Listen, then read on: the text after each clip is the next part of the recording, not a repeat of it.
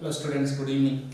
So in this segment of video, I am going to give you the quick revision of the topic, that is solutions and colligative properties. Okay, so I will cause in the solutions already in the stoichiometry we discussed some concentration terms and all. That is why in this part I am not going to touch that concentration terms again, excluding that concentration terms, remaining the important points I am going to cover.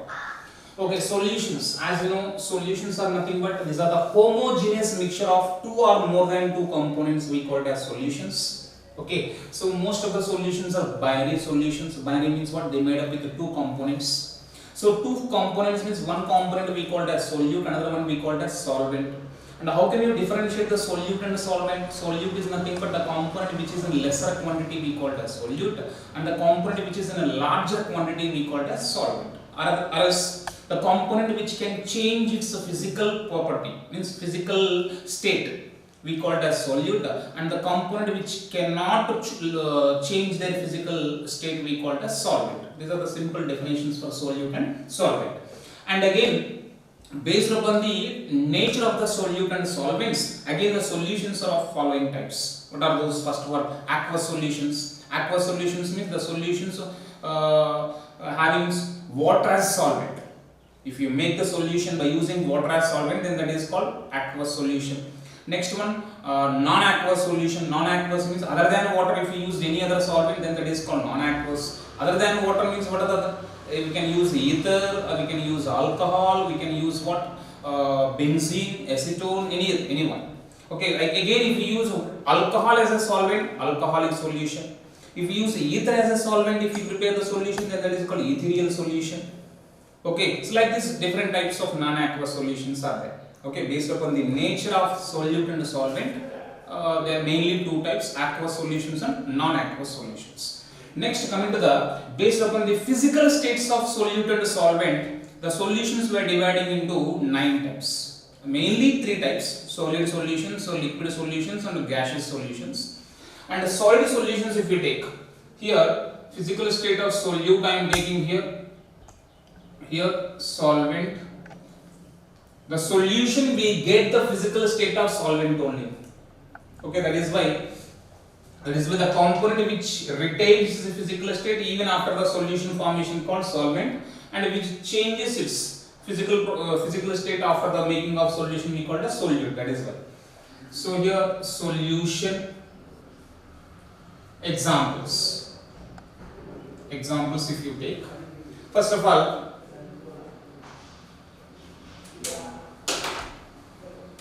solid solutions, liquid, solid, gas, solid. Here in these 3, solvent is solid only, so definitely the solution is in solid form. Okay, so solid solution. This is what? Solid. Next one, liquid solid, and next one, gas solid. This is all about solid solutions. Next, liquid solutions. Solid, liquid,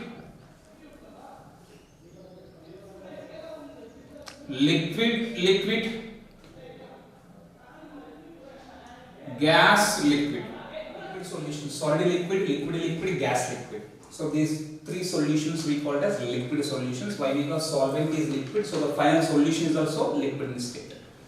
So solid liquid, gas liquid. Next, gaseous solutions means solid gas, liquid gas, and gas in gas.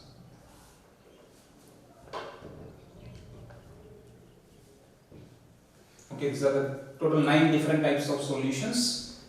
In the examples, if you see, solid in solid, here both solute to solvent, both are solid state, and they form homogeneous mixtures. Best example, all alloys are the best examples for this category.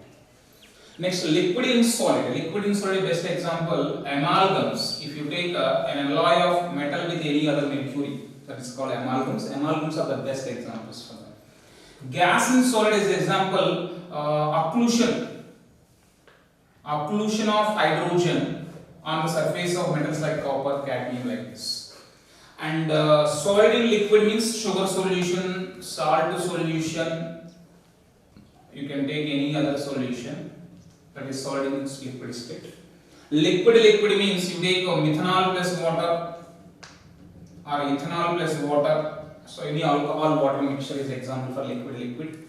Gas in liquid means best example of soft drinks, soda water, example for gas in liquid. Solid in gas, that is a camphor you take, camphor in air, is example for solid in gas. Liquid in gas, moisture is the best example, moisture. And gas in gas, all gases mixture, atmospheric air.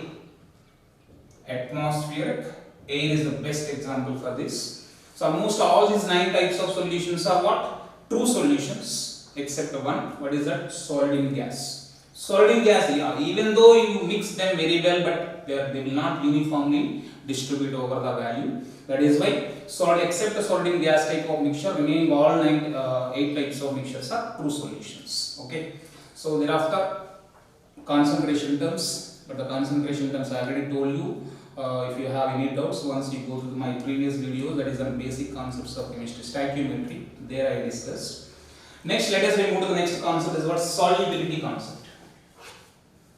Solubility. Solubility I represent with the S. Solubility. How you define the solubility? Solubility is nothing but amount of solute in graphs can dissolve in 100 grams of solvent is called what? Solubility. Okay, so the amount of solute in grams dissolved in 100 grams of solvent is called solubility. So solubility S is equal to weight of solute in grams by weight of solvent into 100. By using this formula, you can calculate the solubility. So here, based upon the solubility again, solutions are of 3 types. Solutions are 3 types based on solubility. What are those? First one, unsaturated solutions. Unsaturated. Next one, saturated. And the third one, supersaturated. Supersaturated solutions. Unsaturated solutions means, simple example, I have taken a liter of water. 1 liter of water.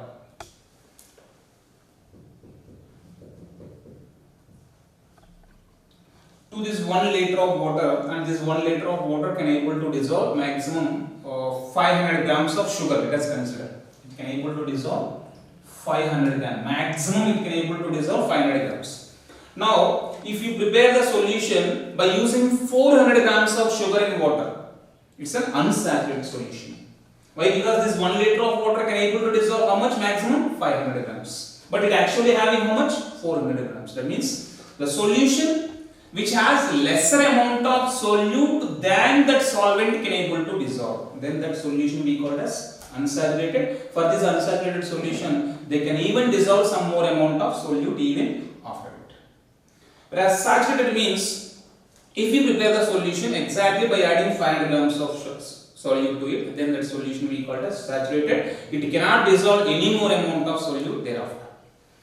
Supersaturated means, if you prepare the solution by adding 600 grams of solute in the water, means maximum how much? 500, but you by heating, what happened? You just added 600 grams. Okay, then the solution we call as supersaturated. But remember that supersaturated solution is highly unstable, and that state we call as a metastable. Why? Because of course by heating you can make them to dissolve somewhat higher amounts, but that whatever the amount that was an excess amount immediately will be precipitated out. That is why the state we call as what? Metastability. So these are the types of solutions based upon solubility. And after that, factors. If you take the factors affecting the solubility, factors affecting the solubility of solids in liquids. So what type of solutions? Solid in liquid type of solutions. In solid in liquid type of solutions, mainly the following factors will decide. No? The first one is effect of temperature. Temperature is one factor, and the second factor is nature of solute and a solvent, and the third one pressure, and the fourth one temperature already over, and okay, this is about these are the three main factors in case of solid liquid solutions. Let us see the temperature, how the temperature will affect. Suppose it depends upon, again the temperature depends upon the nature of the reaction. Why? Because when you are dissolving some solids in the water, they liberate heat energy, and some salts when you are dissolving in the solution in the solvent, they absorb. So suppose if the dissolution is exothermic, in case of exothermic means del H value was positive. In case of exothermic, solubility is directly proportional. Exothermic means solubility is inversely proportional to temperature. If the dissolution of the salt in the water is exothermic, solubility and temperature both are inversely proportional. Suppose if the the dissolution is endothermic, that means the del H value was positive. So del exothermic means negative, endothermic means positive. Okay. In case of endothermic reactions, solubility is directly proportional to temperature. So just remember this hint, you can easily differentiate the effect of temperature on solubility. Next, nature of the solute and solvent. Nature of the solute and solvent, if you take this one. Again, and the third factor, pressure. The pressure will not much affect on the solubility of solids in liquids. Why? Because solids are highly incompressible. They are incompressible. Because of their incompressibility nature, effect of pressure on the solubility is less, almost negligible. So no need to discuss about the pressure. So next, nature of solute and solvent. If we take the solutes are again of two types. So those are here I am writing. Solutes are of two types. That is what ionic solids are covalent solids. Two types of solids are there. In the salt, it may be ionic nature or covalent nature. Ionic nature, if you take, the dissolution of ionic solids depends upon two factors. What are those? The dissolution of ionic solids depends on two factors. One is lattice enthalpy and the second one is hydration enthalpy. On two factors, the dissolution of ionic solids in the water depends. It depends upon the lattice enthalpy and the hydration enthalpy. How? That is, if the lattice enthalpy is more, solubility is less. So solubility is inversely proportional to lattice enthalpy, and the solubility is directly proportional to hydration enthalpy. So just remember this. You can easily identify the dissolution of ionic solids in the water. This is in case of ionic solids. And next, coming to the covalent solids, if you take, they are already covalent. Especially in case of covalent solids, if the covalent solids having polar groups in their structure. Polar groups means having OH group, OR group, like that. Okay, so polar compounds are able to are more soluble in polar solvents, and completely non-polar compounds are more soluble in non-polar solvents. So like that, it depends upon the nature of solute. Then how the nature of solvent decides? So remember one point. The solvent which is having more dielectric constant value, in that solvent the solubility will be more.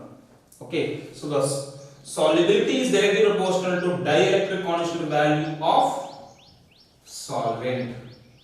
The solvent whose dielectric constant value is more, in that solvent the solubility of that solid will be more. So these are the factors on which the solubility of solid and liquid depends. Okay. Next, move to the second category, the factors which are affecting the solubility of gas in liquid. Factors affecting the solubility of gas in liquids. Yes, the factors which are affecting the solid in liquids are different, the gas in liquids are different. They both are different cases. Let us see. So what are the factors? The first one is temperature, no doubt. The second one is pressure. Okay, pressure we will discuss last. Temperature. The second one, nature of gas and a solvent. Nature of gas and solvent. And the third one is pressure. Three factors. Yes, check the first one, temperature. If you see the first one, temperature, how the temperature will affect. Generally, you take soft drink bottles. Okay, in soft drink bottle, they maintain very high pressure inside the bottle and they keep it in a cold temperature. What is the reason? Why? Because the solubility of gas is inversely proportional to the temperature. If the temperature is increased, just imagine if the temperature was increased, what happened? The kinetic energy of the gas that was present inside the water increases. The kinetic energy increases, is this gas molecule remains within that? No, it will tries to escape out. That is why they will maintain the low temperatures. That is why they keep it in refrigerators. Okay, anyhow, solubility of gas is inversely proportional to temperature. No doubt, it's not depends upon what exothermic or endothermic. The solubility of gas and liquid is always be inverse proportional, no doubt. Next, move to the second property, nature of the gas. In case of gases, you just compare the two gases. The gas which can easily be liquefied, that is more soluble. So, the solubility of gas is directly proportional to ease of liquefaction. Ease of liquefaction. The gas that we can easily be liquefied, that gas is more soluble, no doubt. Okay, that is the next one. And coming to the solvent, if you take solvent. The solvent which is having more dielectric constant, which can reduce the electrostatic force of interaction. In that solvent, the gas will be more soluble. So solvent which is having more dielectric constant, that is also having generally more solubility. So these are the second factor. Next one, effect of pressure. Yes, to explain the effect of pressure on the solubility of gas in liquid. Okay, now the scientist Henry's came forward and he given a law, that is what? Henry's law. Henry's law. Yes, according to Henry's law, what is the Henry's law? According to Henry's law, the amount of gas that was dissolved in a solvent is directly, means the mass of gas, M stands for what? Mass of gas dissolved in the liquid is directly proportional to pressure of the gas. M is directly proportional to P. So M is equal to Kh into P, where Kh is equal to nothing but Henry's constant. And when they draw the graph between M versus P, he got a straight line. Okay, so next one, when he draw the graph between P versus M, he also get the straight line, but the slope will be 1 by Kh. This difference you should be known. Next, after that, he not only given this is one statement now. What is the first statement? The mass of the gas dissolved at a particular temperature is directly proportional to what? Pressure of the gas. Note. Okay. Next, one more statement, generalized formula statement he has given. What is that? The partial pressure of any gas, the partial pressure of a gas in a saturated solution is directly proportional to mole fraction of the solute, the mole fraction of the gas in that mixture. Partial pressure of a gas is directly proportional to what? Mole fraction of the gas. Okay, P is proportional to mole fraction. So P is equal to KHX. Again, if you draw the graph between P versus mole fraction, you get a straight line with KH as a slope. Suppose if you draw the graph between mole fraction versus P, now we will get a straight line, but the slope value is 1 by KH. So this is about the Henry's law. Two formulas or two statements you should remember. First statement is M is directly proportional to P. The second statement is P is proportional to mole fraction. But remember that Henry's law is not applicable for all the cases. Yes, the Henry's law is applicable. Henry's law is applicable only. Henry's law is applicable only for dilute solutions. Okay, and the second one is the pressure should not be very high. Again, M is directly proportional to P. If you keep on increasing the pressure, you don't think that the more amount of gas will dissolve. It will be dissolved up to a certain level. After it reaches the maximum level, it will remain the same. That is why the pressure should not be very, very high. That is the first point. And also, the temperature also should not be very, very low. Okay, temperature also should not be very, very low. Next one, the gas should not be highly dissolved. It should not be highly dissolved. Okay, it will be dissolved, but it should not be highly dissolved. And next one, the gas should not react with solvent. Again, the gases will go and react with the solvent. Again, this law will not be applicable. And also, the gas will not dissociate or associate in the solution. So, when these conditions are satisfied, then only the Henry's law will be applicable. So, total 5 conditions. First one is the pressure should not be very high. Second one, temperature should not be very low. Third one, the gas it should not be highly dissolved. And the fourth one, gas should not be react with the solvent. And the last one, gas should not be dissociate or associate in the solvent. Okay. Vapor pressure. Simply we represent it with a V. What is the vapor pressure? First of all, you should know what is vaporization. What is the difference between evaporation and boiling? You should know. Vaporization is nothing but conversion of liquids into gases. This phenomena generally we call it as vaporization. And this vaporization is of two types: evaporation and boiling.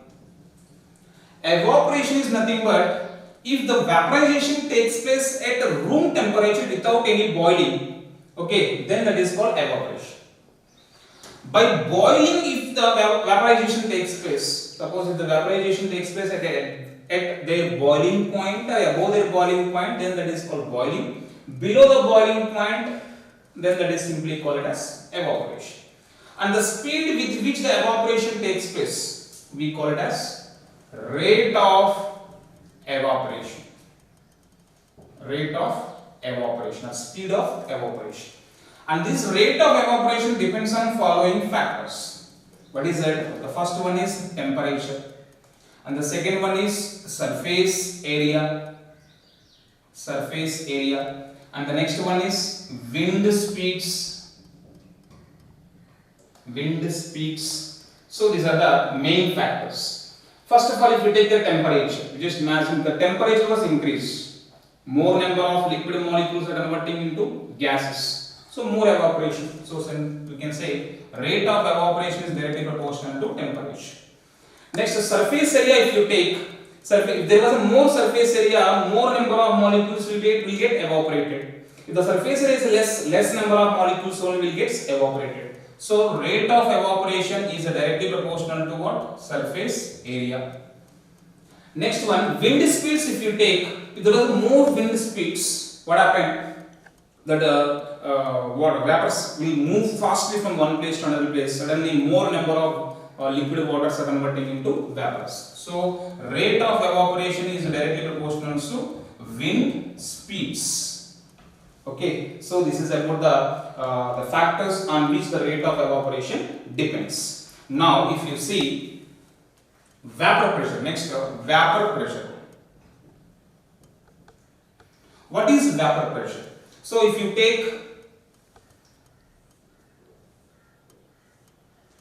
so this is a vessel. Now, what happened? These are the surface molecules. These are the bulk molecules. the surface molecules and bulk. When you compare the surface molecules and bulk molecules, what's the difference? The surface molecules are having high kinetic energy compared to the bulk molecules. What is the reason? Surface molecules are having only inward forces, whereas bulk molecules are having attractions from all the sides. That is why when you compare the surface molecules and bulk molecules, surface molecules are having high kinetic energy. Because of having high kinetic energy, they will take few more, some amount of energy from their neighbors. They will cancel their intermolecular attractions and they will escape. So they will be evaporate. Okay, and if you close this, and if you close it within a bigger bowl, and if you prevent the escaping of the formed vapors, first of all, more evaporation. But after some time, what happens? The vapor molecules remains within the bowl. So this formed vapors and the liquid molecules both are at equilibrium, and that condition we call as saturated condition. When this system comes into the saturated state, what happens? This formed vapors will exert some pressure on the surface of the liquid. Then that pressure we call it as what? Vapor pressure.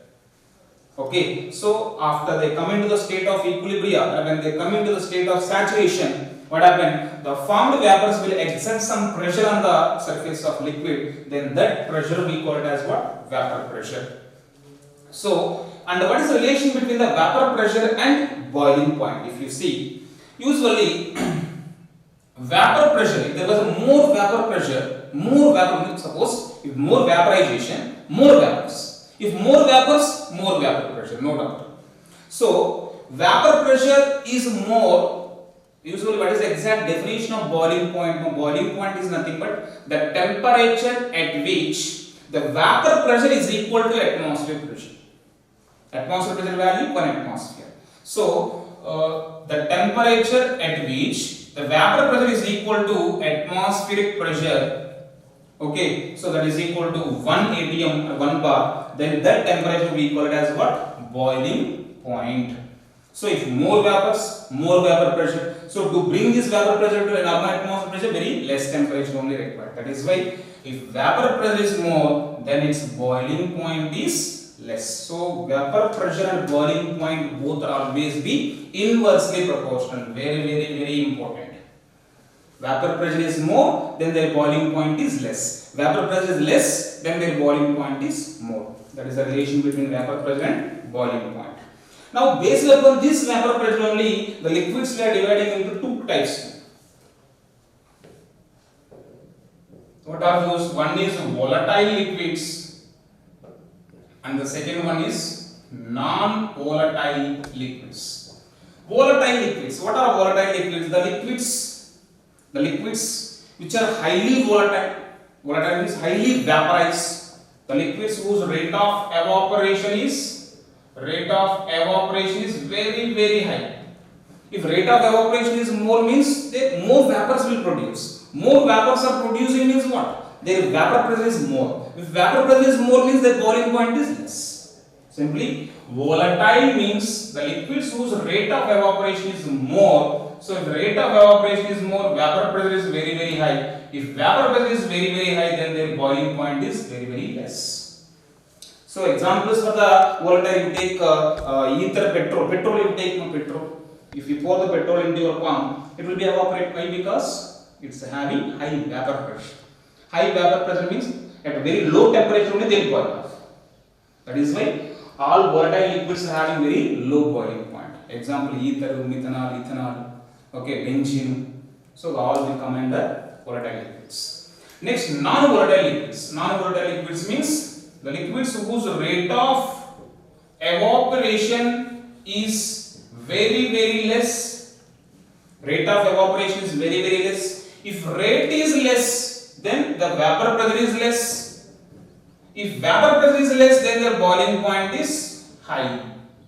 The liquids which are having high boiling point because of low vapor pressure, then those liquids we call it as what? Non-volatile liquids. So example for the non-volatile liquids, you take water. Water is a non-volatile liquid. That is why water has high boiling point. That is what? 100 degrees. Okay, so these are the types of liquids based upon what? Vapor pressure concept only. Okay, now lowering of vapor pressure.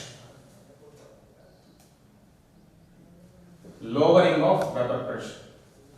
Simply we represent this with LVP or else delta P. Delta P we represent. What is lowering of vapor pressure? Lowering of vapor pressure is nothing but, for example, you take this pure liquid. In the pure liquid, the total surface is covered with pure solvent molecules. Pure solvent molecules. Now into this, if you add any non-volatile solute, if you add non-volatile solute into it, some of the surface molecules are covered with what? Non-volatile solutes. If that means with this the total surface area reduce. If the surface area decrease, rate of evaporation decrease. If the rate of evaporation decrease, vapor pressure decrease. So vapor pressure what happened? Decrease in a lower one. That is what we call as lowering of vapor pressure. So lowering of vapor pressure is nothing but the decrease in the vapor pressure of solution or solvent, a solution, by adding a non-volatile solute. Not solution, solute you write better. Decrease in the vapor pressure of a solute, or not solute, solvent. Vapor pressure of solvent by adding a non-volatile solute to it. That is what we call as lowering of vapor pressure. That is why P naught minus Ps.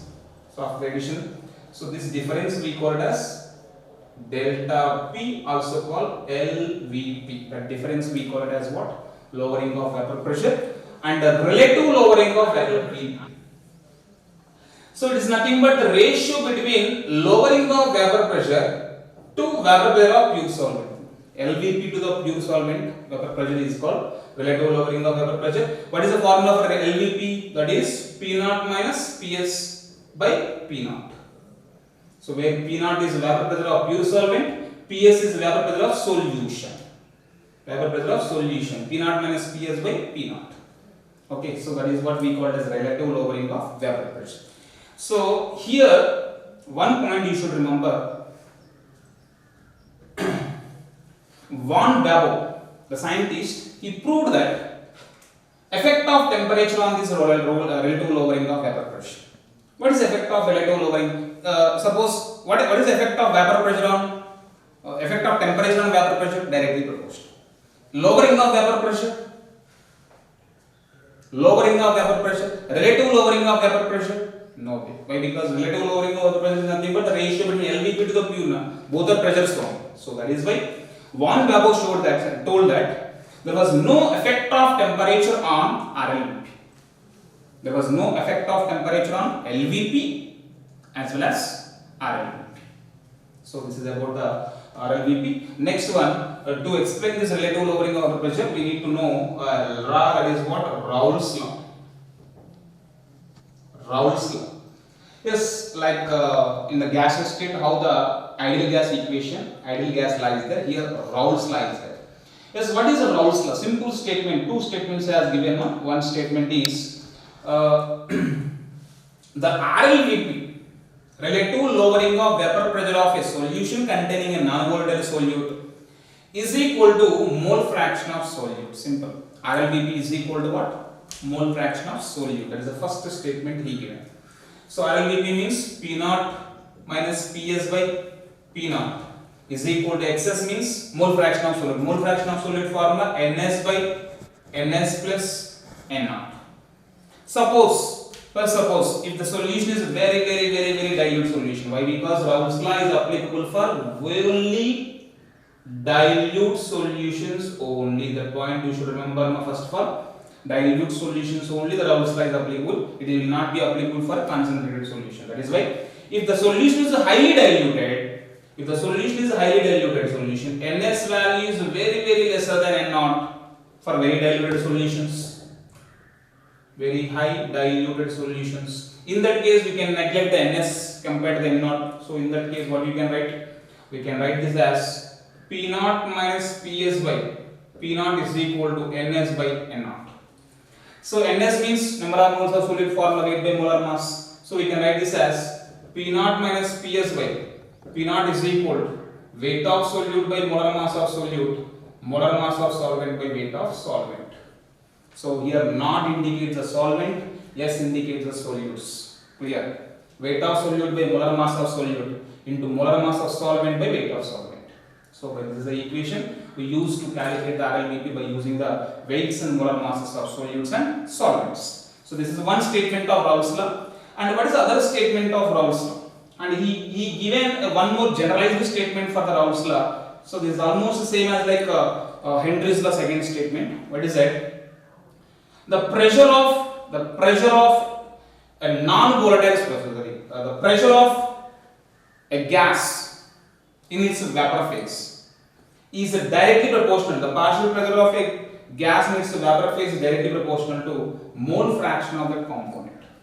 The partial pressure of any gas component in its vapor phase is directly proportional to mole fraction. So P is directly proportional to X. For example, if you want to calculate the pressure of A is proportional to XA. Pressure of B is proportional to XB. So PA is equal, if you want to remove this proportionality, PA is equal to P naught A XA. Here PB is equal to P naught B XB. So like that we have given one more statement that is called Raoult's law second statement, and he given one more statement, one more formula, that is what mole fraction of the component in its vapor phase is equal to pressure of A is equal to total pressure into YA. Pressure of A is equal to total pressure into YA. That means what? YA is nothing but mole fraction of A,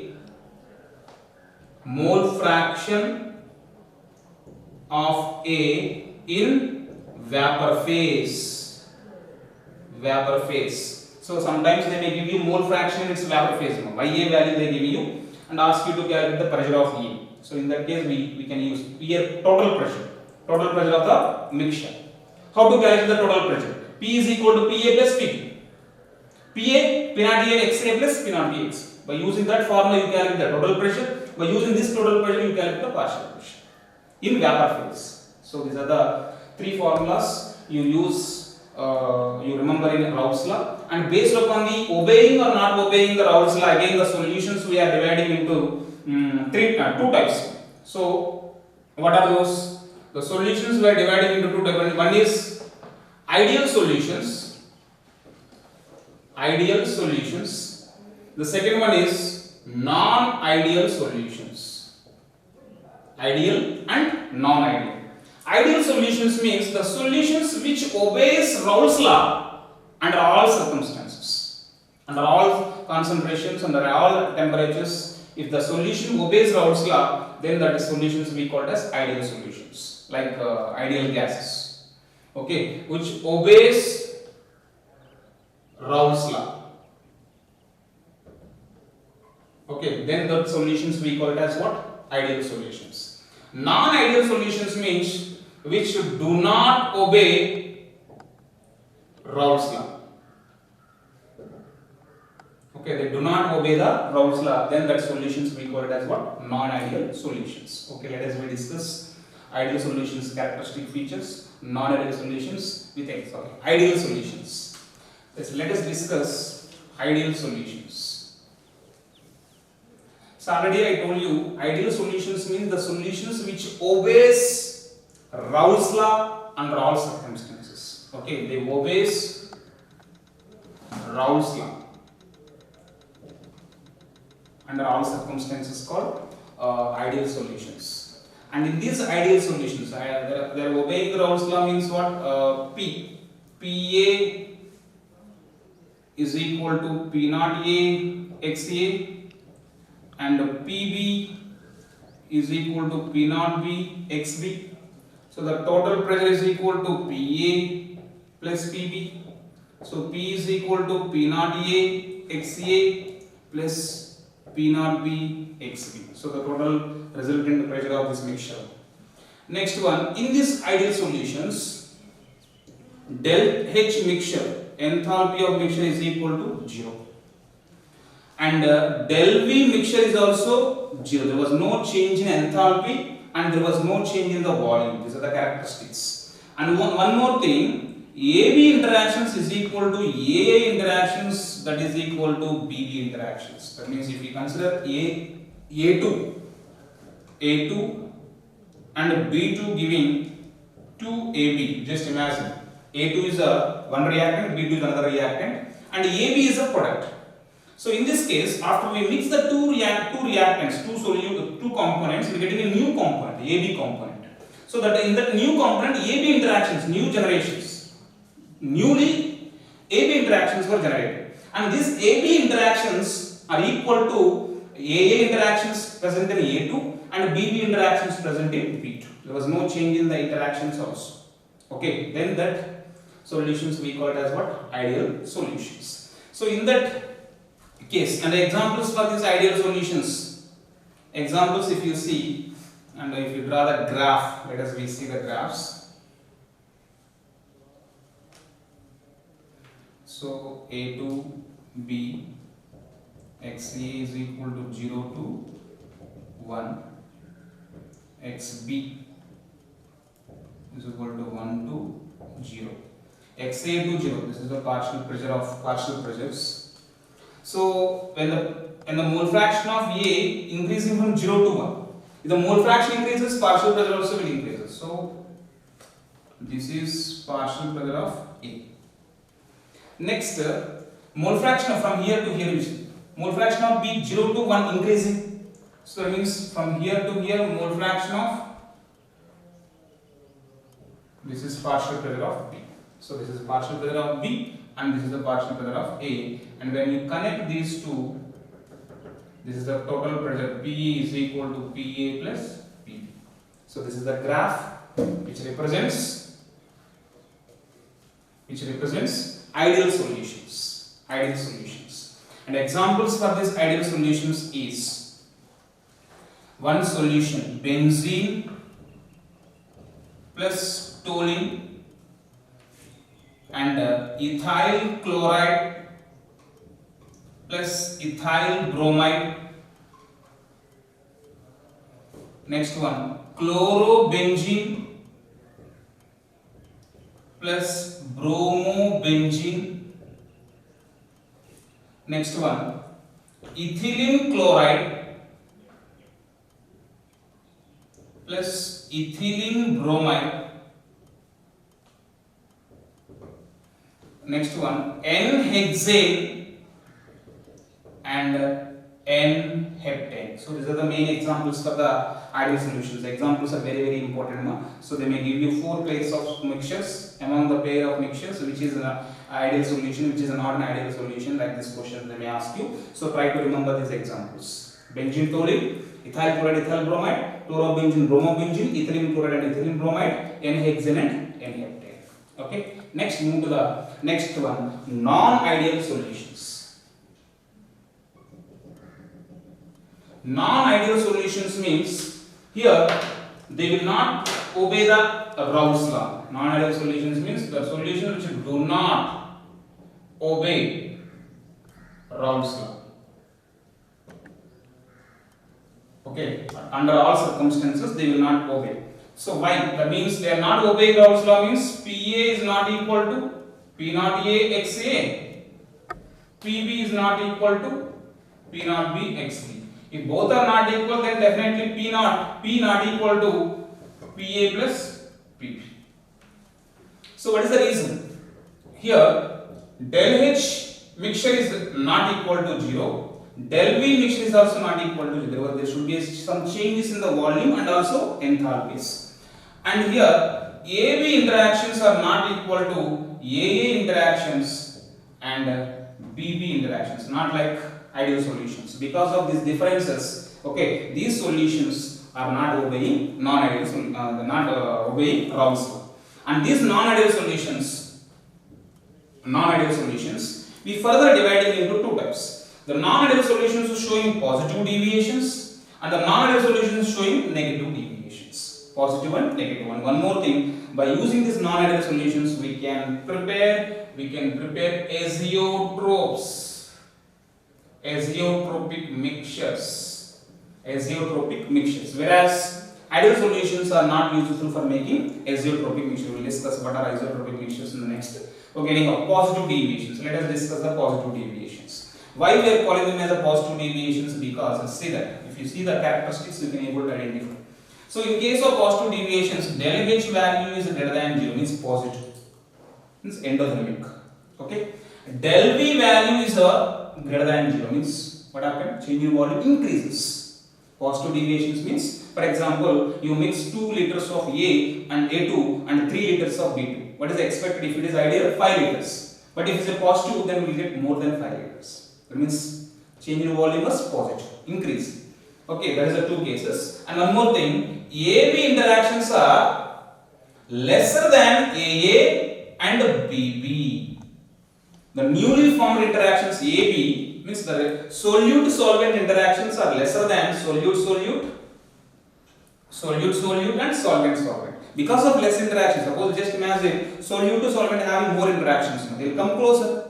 If they come closer, volume reduces. But here AB interactions, solute-solvent interactions are lesser. So they go far away to each other. With this the volume increases. That is the reason why. So anyhow, positive deviations is del H value positive, del B value positive, AB interactions are lesser than AA and BB. Okay, and one more thing is what? P, total pressure is greater than P naught A plus, PA plus PP. Let us see the graph, and coming to the negative deviations, how can you write? That is del H value less than 0, del B value less than 0, and AB interactions are greater than AB or BB. Solute-solvent interactions are greater than solute-solute or solvent-solvent interactions, and P value total pressure is lesser than what? Sum of the pressures of A and B. So this is about the positive and negative deviations. And when you draw the graphs, let us see the graphs of both.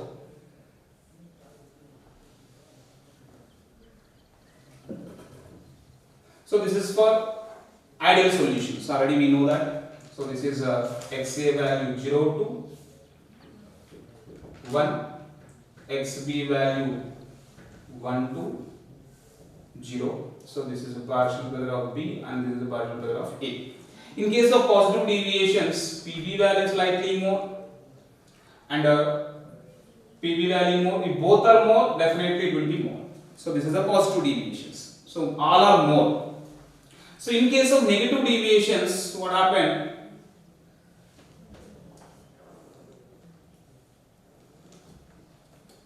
Okay, in case of negative deviations, PA value decrease, PB value also decrease, so that overall value will decrease. So this is what negative and this is what positive.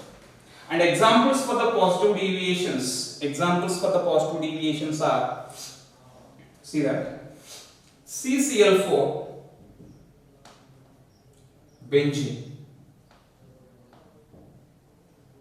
CCl4, toluene, CCl4, CHCl3, chloroform, acetone,